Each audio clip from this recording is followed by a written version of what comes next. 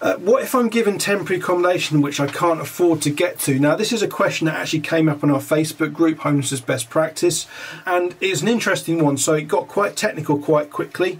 But basically, my answer to it, and I'm not a lawyer, so you know, it's only my answer is to treat it with a pinch of salt, is that essentially if someone has a home but they can't travel to it, then it's not, you know, the word they use in the legislation is it's not available, and therefore they're homeless. And you can apply, I think, the same kind of theory behind temporary accommodation. That, you know, a council might pay for you for a B&B up in, you know, Blackpool or something, but if you haven't got the money to get up there, then I would argue that it's simply not available for that person, and therefore is not it's not a legal discharge of the Section 188 temporary accommodation duty.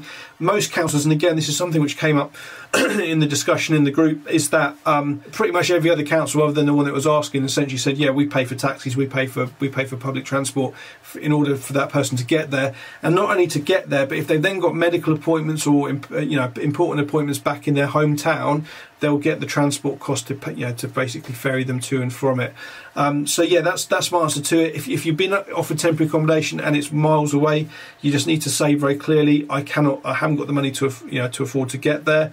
Can you help me out, please? And I think I cannot see how they can sustain any other answer than yes, we'll order you a taxi, or, you know, we'll pay for it, however they're going to do it.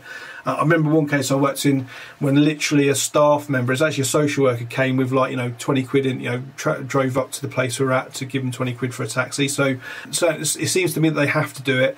That doesn't necessarily mean that they always will do it, but I think that's something that's kind of a useful useful bit of information which will hopefully help a few people out there.